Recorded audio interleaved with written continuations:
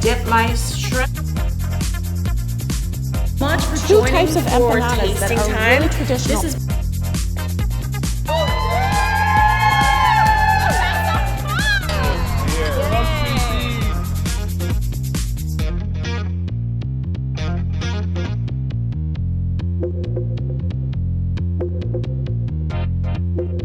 Hi, I'm Katie O'Reilly with KTO's Food Carnival. Welcome to my episode on Beach Bites. I'm so excited about this episode. It's one of my favorite places and times to go to the beach. But why aren't we there right now, you're probably asking? Because we're here. And where are we? We're located in the Gold Coast of Chicago in my office, 1 block from the beach in Chicago. It's incredible. Many people do not realize that the sand meets the buildings in Chicago. It's a gorgeous city and I want to introduce you to it. When we get there, I'm also going to be greeted by my artist friend who's created a mural right at the entrance of the beach. It's incredible, it's colorful, it's pop art. We're going to talk to Jeff Zimmerman all about how he created this mural. Right behind me in my beautiful, serene office is a gorgeous painting also by Jeff. This is called 13 Shades of White. When designing my office, I needed something serene. I'm a culinary artist and I've got 4 kids at home. So needless to say, I don't have serene at home, so I created it here in my office space. When wanting to commission this artwork, when I envisioned it, I called Jeff immediately to see if he had any ideas for me. And this is what he came up with. This is exactly what I needed. So when we talk to Jeff, we're going to talk all about how he was asked to do this work at Oak Street Beach, what inspires him, what his creative process is, and how he creates such large size works. Because for me, it's something I'm curious about too. It's discovery for both of us. Now getting to the food portion, which is the most interesting because I am the culinary artist, I am inspired to create 2 fabulous dishes that I crave when I'm at the beach. One is a grilled mahi ceviche, and I'm gonna show you not exactly how to make it, but how to take it from good and take it to great. There's some elevation techniques that are gonna be presented to you to wow your friends. The second is a grilled Florida sweet shrimp with a smoked tomato gastrique. Now that's really fun because I'm gonna actually pull out a smoking gun and show you some technique. So that's going to be very exciting. But bringing us right back to the beach, I have a friend and a client named Cece, who's Peruvian, who loves my ceviche. Now she and her partner Melinda have created in Chicago Mac and Cheese Fest. It's a phenomenal event that donates the proceeds to the Ronald McDonald House. That's an institution that allows parents to stay with their children when they're suffering from serious illnesses. It's a phenomenal cause. We all believe in it, we all support it, and I'm gonna introduce you to them so they can tell you all about their Mac and Cheese Fest. I'll even let you try a bite of my mac and cheese. So can't wait to get started, and we're gonna have a great day. Hey, it's our featured artist, Jeff Zimmerman. We are so excited to see you. We are at Oak Street Beach, just like we talked about, and we're standing in front of Jeff's mural. Very different from the 13 Shades of White we just saw in my office. As I mentioned, this is Jeff. He's going to tell us, okay, what's the title of the piece? Tell us how it came about. Share a story. The title of the piece is You Know What You Should Do, and it's commissioned by the Environmental Protection Agency. And You Know What You Should Do is the message, which is do not feed seagulls. So this is a secret PSA. Perfect location for it. Perfect location. Well, it's a wonderful location because everyone comes through here. You'll see a million people walking by on their way to go to the beach behind us. So they come here, they look around, they can't understand what the heck's going on with his hands, popcorn, big faces, and then there's a plaque at the end up here. Stop and you read it and you get the message. Don't feed the seagulls. Great. It's great. Now, given the fact that you're an artist, you got to tell us, like, how did you go from good to great? How did you get asked? How did it come about? How did you get asked to do this mural? The city of Chicago knew my work. I haven't done my work around town, and I just began by finding a wall, and I had the desire to do some painting. So Okay. wall speaks to me, I speak back to it by creating a mural, and I went doing that for years and years and sort of built a reputation. Excellent. And I also learned, I taught myself how to paint as I went along, and I got better and better. And So self-taught. I mean, Yep. mural painting is not like a canvas where people think like, okay, I can do this. Mural painting is so unique. When did you discover in your life that you could do this? I mean, that's a real talent. That is a great talent. It was sort of happened by accident. I was volunteering in Pilsen, a South Side neighborhood. Okay. And someone just asked me, could you paint a mural? And I just decided, yes, I could. And I took a painting class at Columbia College. And decided it wasn't all that hard. So basically, the real answer is practice. I love Try, it. you practice, you put a lot of effort into whatever it is that's your pursuit. You can improve, and if it becomes your passion, you'll then reinforce yourself to do a better job and become more successful at whatever it is, I guess. That's the whole message, is just doing it. I love that. Okay, so here's Jeff. He goes from good to great.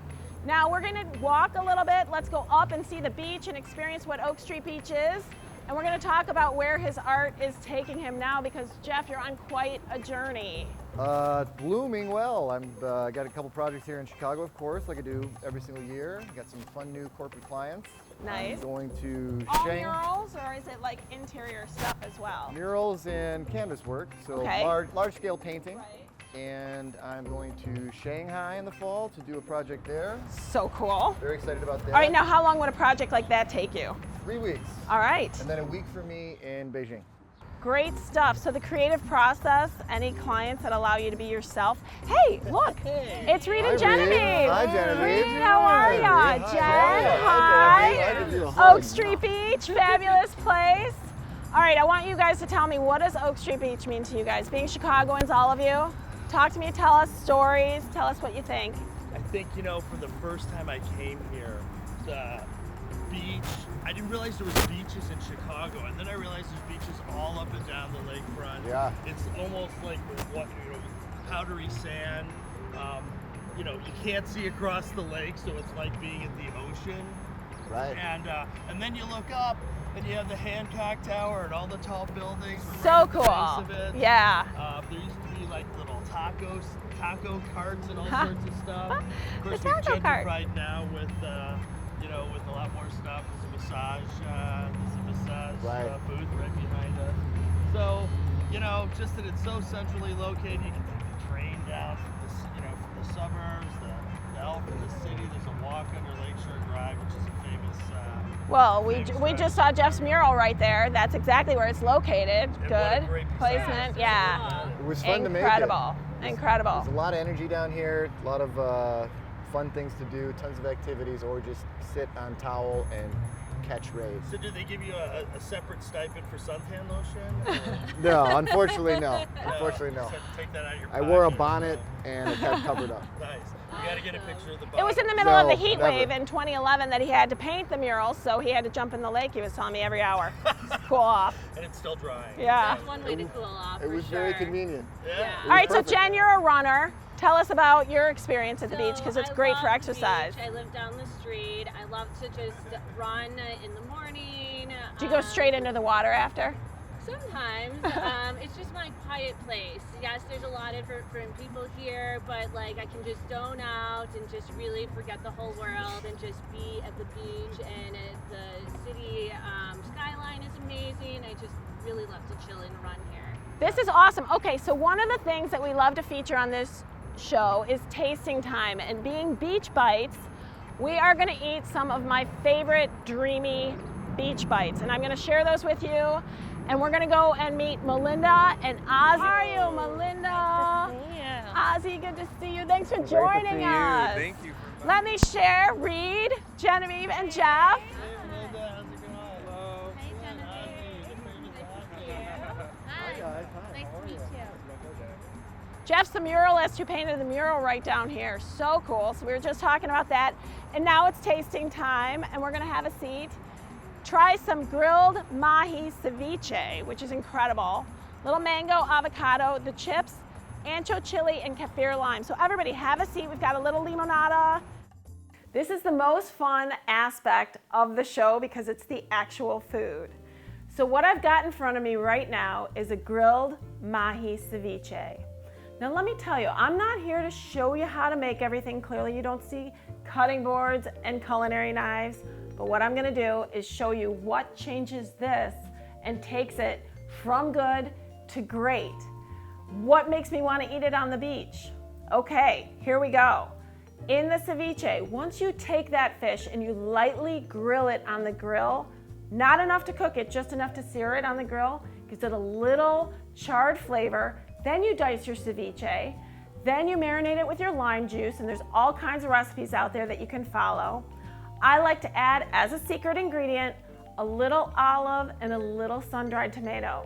It brings about a salty, almost a sweet, natural flavor that really elevates the fish. It eliminates the elements of the harsh lime that sometimes you taste in a ceviche. Also, when you char it, just to get back to that fact, it changes the texture a little bit as well. Because sometimes I find when I eat with people and I observe how they eat, that what really makes them uncomfortable with anything that's a little raw is texture. This eliminates that. So that's beautiful. Then I like to decorate with mango and avocado, a creaminess and a tropical fruit. First of all, it's beautiful as you can see, but then also it is delicious when mixed with everything. These chips here, complete secret, these are dipped in ancho chili and kaffir lime, where we take the chilies, take the kaffir lime, dip the chips. Now this is a little bit more technique, so have at it at your own will, but they are delicious because they're nice and spicy, but any spicy element with this on the side is good. Now on top of my ceviche, I take sriracha and a little creme, and I just drizzle a little bit, and then a little cilantro for garnish. And here I go.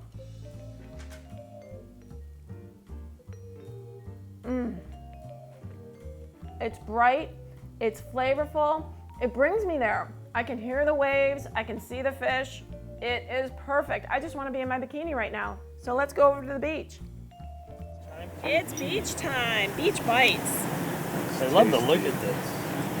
Is that mango? It is mango and avocado. It's so fresh. Yeah. Ditto. It's exactly what you dream of being at the beach. I love the lime flavor in it. Yeah, it's nice and acidic. We're on the same wavelength. I like the little cilantro like hint in the background. Makes it very refreshing. Kind of feels like Mexico. Right. We could like transfer ourselves to Mexico to the beach, the Baja I feel. was just in Mexico, and I would say I 100% agree with you. I love that. I love that. The texture of the mahi really, I think, makes the dish. Awesome. Did anybody try a chip yet? Oh yes, I did. Reed gave us one before we sat down. Yes, the spice level. You know what I love about this chip? You can kind of adjust your salt intake. You know, it's salty. Maybe by themselves, I wouldn't want a whole bowl of it. When you eat it in combination, it's a really fun flavor. Oh yeah, I'm doing that. Yeah. One of the options you could do if you're making this at home is to put the chips like in strips on top, but it's sometimes good to just have them really crispy because when you add them to, it'll change the flavor of the dish a little bit, so be careful. Wouldn't it get soggy? They can get soggy, but if they're just crisp on top at the last minute, you could do it if it's like a party where you have to get the food to the people. You know, the Peruvian ceviche expert, Cece's not with us, but she did take me to Peru last February, and I have to say this is definitely up to par with the authentic Peruvian ceviches that we had in Lima. Oh my God, that's great to hear. It makes you travel. Food makes you travel in your brain. We're going to talk about Mac and Cheese Fest, which is super exciting. And then the second featured beach bite is the grilled Florida sweet shrimp, smoked tomato gastrique. So we're going to bring those on and keep eating. But Jeff? I'm off to the studio, Wow. and I'm taking this with me. Do. So Yeah, do. give me a fork. Yeah. Go walking, go travel well.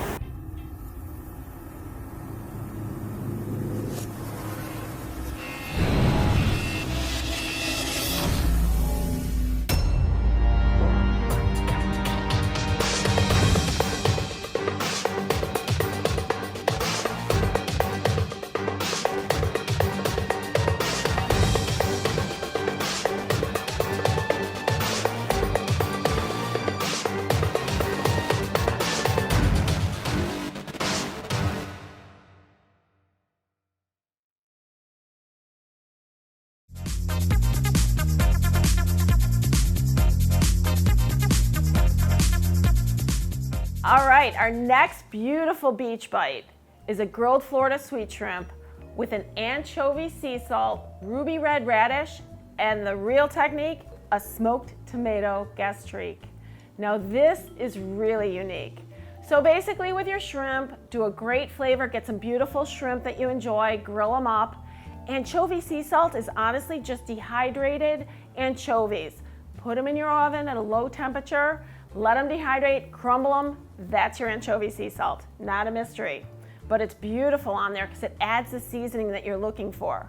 Ruby radishes can be any radish, but if you see here, try and slice them thin. Just a little julienne is perfect. Now let's talk about the smoked tomato gastrique because that's where we're really at. Now, I told you I'm not going to tell you how to cook, but I am going to show you something really unique, and that is this. This is crazy. This is the smoking gun. Now, any of you that have had some fun in college days might recognize it as looking like something else. You put your little tobacco or your wood chips, actually in this case, right in this little hole, and when you flame it up, you cover whatever sauce you're trying to smoke. You stick the little tube in the cover up and let it smoke away. Longer brings more smoke to the element. But no longer do you need those big smokers. People always think if I need to smoke something, I need something huge. You do not. This is a secret weapon. It's about $30. Really, you can buy it for yourself. So let me show you this shrimp because this is a true delight. Florida sweet shrimp, dipped in the tomato gastrique.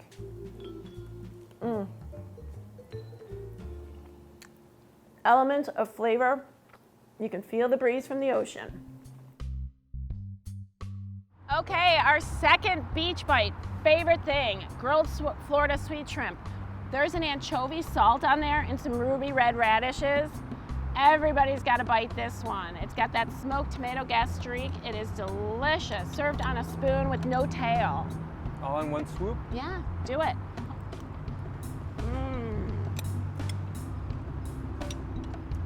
No, that's really fresh. That's like swimming in the ocean. Wow, I love that little grill flavor. The radish just gives it a nice, That fresh pop. yeah. What do you think of the smoked tomato? I was showing them in Going From Good to Great how to use the smoking gun to infuse the smoke into the tomatoes, which is really simple. That like mesquite barbecue Yeah. flavor almost. And you don't need to like break out the barbecue. I mean, it's that simple. You do it in a little bowl, like right in your kitchen or whatever. I demoed it, but it's so easy. You just light it up, smoke goes in, cover the bowl. You can almost infuse smoke into any sauce, but with this one, works perfectly. Oh, it tastes so great. The smoke and the grilled flavors layer perfectly. Yeah, it makes you want to relax on the beach. Okay, we're eating mac and Wait, cheese so I fest. gotta know. Okay, Sorry. that's I okay. gotta know. Anchovy salt? Like, I what is know, anchovy and I had talked about this and I already explained. All you have to do is take anchovies and dehydrate them in a low oven so the water comes out, they'll just crumble. They are salty. So they just crumble. You know, It is salt. Salt. It's There's just so much, dried yeah. out anchovies, guys. And it kind of adds an umami fishiness that like isn't offensive. Tasted it. Yeah. You know, I thought I would never like anything with anchovies, but Yeah. it's pretty good. Now See, you Subtle. sneak it in there. Yeah. It's like just I the know. right amount with the radish. Try, Yeah. I'll try one more On time. top. Nice, please. And we Yeah. have a platter. It's so great. It's not overpowering or anything. Fabulous. All right, we are going to try some mac and cheese because we are about to talk about mac and cheese fest. Now that we've been discussing how mac and cheese plays such a significant role in so many people's lives and friendships and celebrations, I could not resist bringing you back and talking about a few tips that I would like to share on mac and cheese. Now, this is in no way to say I have the best recipe because we know that there is going to be over 100 at Mac and Cheese Fest. So that's yet to be determined. However, for your own purposes, here's some wonderful tips. When we make our mac and cheese, oftentimes my approach, well, I'm going to share with you my inspiration on mac and cheese bites because I was approached by so many clients in my catering company to have a mac and cheese bite as either a late night snack or a past hors d'oeuvre. So clearly mac and cheese is a favorite, a fan favorite. what I have invented, because I didn't want to just do a little fried ball of mac and cheese. It just wasn't aesthetically pleasing and it wasn't crowd pleasing and I just couldn't do it. I invented a new bite. This one is awesome. This is a mac and cheese bite in a Parma Frico cup. Now I am going to just show you what I'm talking about with a Parma Frico cup. This cup, well, let's start here.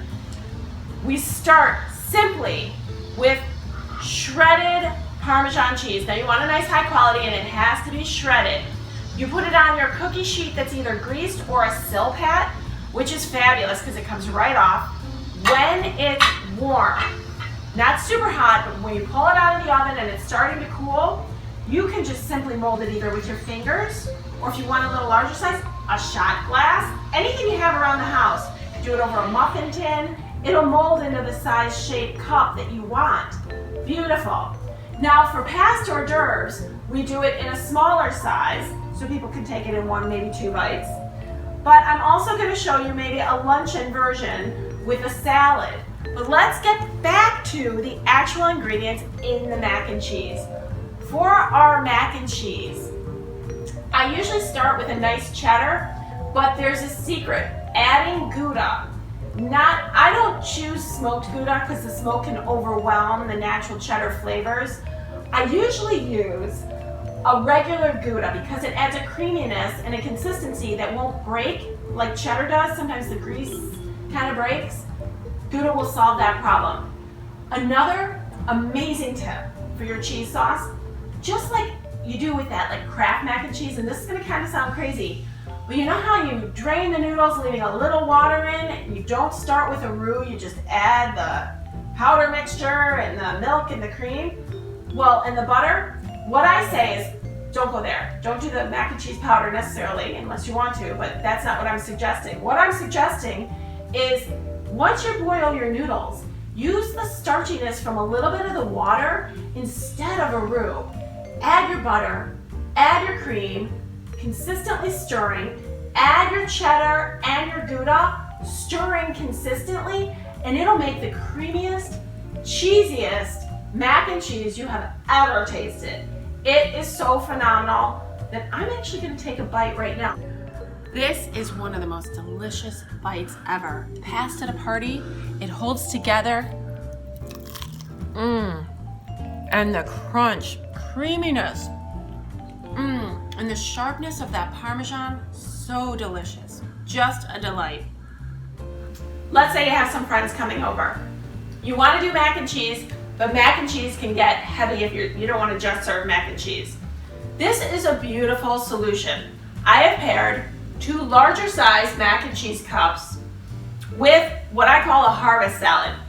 Now, oftentimes, and you're going to see this at Mac and Cheese Fest, people like to add bacon or corn or avocado or any kind of ingredient, tomatoes, to their mac and cheese. Well, this presents it on the side. So if you see, we have bacon, avocado, roasted corn, pine nuts, tomatoes, over a little lettuce with a basil vinaigrette. It adds a beautiful, bright, crisp flavor, and it cleanses your palate with the acidity that's going to break up the heaviness of the mac and cheese.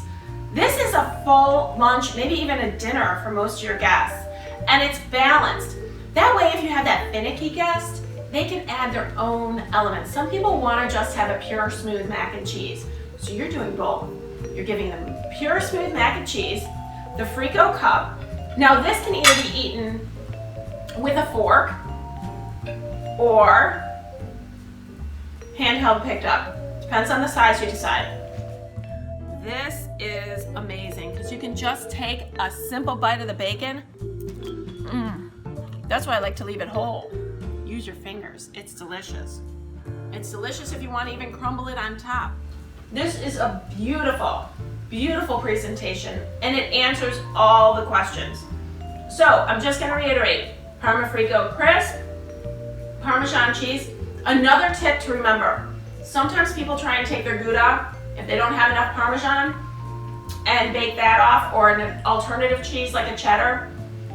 It can burn really easily And what happens is there's a sharpness that you won't necessarily detect just upon the look. So your Frico Crisp might turn out a little tart and not so palatable, and you don't really want to eat them. So my suggestion is stick with the Parmesan. It is the answer, it is the best, and I know you are going to love this. Mac and cheese is a friend and family favorite all around, all ages. I love this dish. This year on November 5th marks the 3rd annual event, and if you've ever wanted to have the most and largest variety in the United States of mac and cheese, then it happens at our Mac and Cheese Fest. We have 2 sessions, a lunch and a dinner, and we have approximately 50 restaurants at each session offering up their take on the classic dish of mac and cheese. And we are truly looking for the best mac and cheese. It is a foodie competition. Wonderful. So everyone gets to sample all the varieties and gets to select their most favorite. And the best thing of all is it does benefit a great charity, Ronald McDonald House. I know, that's a fabulous charity. I was so thrilled. I introduced you before as giving so much support to the Ronald McDonald House. It's fabulous. How did mac and cheese, now why mac and cheese? You've got to talk to me about that because I know it's a classic favorite and so many of my clients love it. But how did you come up with Mac and Cheese Fest?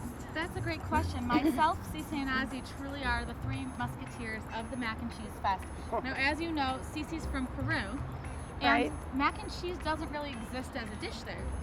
So over the years, as we've produced other food events and have worked together, when we've really wanted to have a celebratory moment, it's usually let's go have mac and cheese.